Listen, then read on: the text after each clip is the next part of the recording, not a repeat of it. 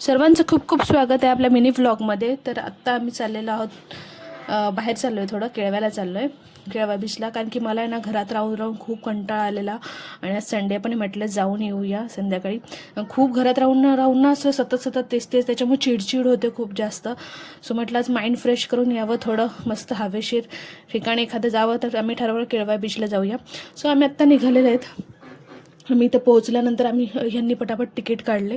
तिथे जास्त नाही, 5-5 रुपये घेतात तिकीटचे आपले रेग्युलर जे असतात, म्हणजे गाववाले, आजूबाजूचे जिल्हावाले आणि बाहेरचे जर असतील तर मग त्यांना थोडे जास्त चार्जेस असतात.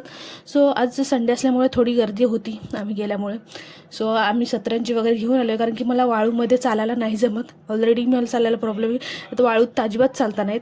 म्हणून मग म्हटलं सतरंजी घेऊन जाऊया, मस्तपैकी एका ठिकाणी बसू. यानं म्हटलं तुम्ही दोघंजण एन्जॉय करा बीचवर जाऊन, मला काही जमणार नाही, मी एका ठिकाणी शांत बसून राहणार.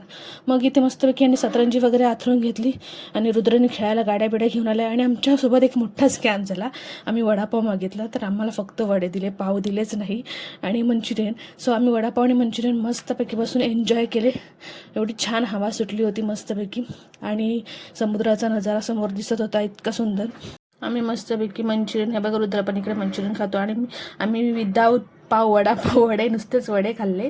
आणि त्यानंतर रुद्र इकडे बघा थंड्याची बॉटल त्यांच्या दोघांसाठी आणली होती. मी तर काय पित नाही, कोल्ड्रिंक्स बंद आहेत माझे, सो म्हणून. आणि त्यानंतर मग आम्ही मस्तपैकी थोडा उशीर बसलो, थोडा उशीर खाल्लं पिल्लं आणि थोड्या गप्पा मारल्या दोघांनी. रुद्र खेळत होता गाडीसोबत, आम्ही मस्तपैकी थोड्या वेळ असं शांतपणे गप्पा मारल्या. आणि नंतर मग हे म्हणाले की आम्ही थोडं, रुद्र हट्ट करायला लागला बीचवर जायला. म्हटलं याला घेऊन जा. मग हे बघा इकडे दाखवते तुम्हाला, हे लोक गेलेत तिकडे बीचवरती. मी इथूनच बसून त्यांना बघते बीचवरती. सो ते एन्जॉय करत, त्याने मस्त एन्जॉय केलं थोडा वेळ. आणि मग थोड्या वेळात लगेच आले, कारण की थोडासा अंधार पडायला लागलेला. सो म्हटलं जास्त उशीर करून जमणार नाही. त्यानंतर मग इथे मस्त आंबे मीठ मसाला लावून होते विकायला, सो आम्ही ते आणले आणि मस्तपैकी बसून ते पण मस्तपैकी खाल्ले. त्यानंतर आता आम्ही निघतो आहे फायनली. आणि आता आम्ही निघालो आहे बघा. आता आम्ही चाललो आहे घरी. मस्त आजची इव्हिनिंग इतकी सुंदर गेली की काय सांगू तुम्हाला. खूप छान वाटलं, माझं पण माइंड खूप फ्रेश झाला. सो तुम्हाला ह्याच्या रिलेटेड मी लॉंग व्हिडिओ पण टाकला आहे. सो तुम्हाला बघायचं असेल तर तुम्ही जाऊन बघू शकता.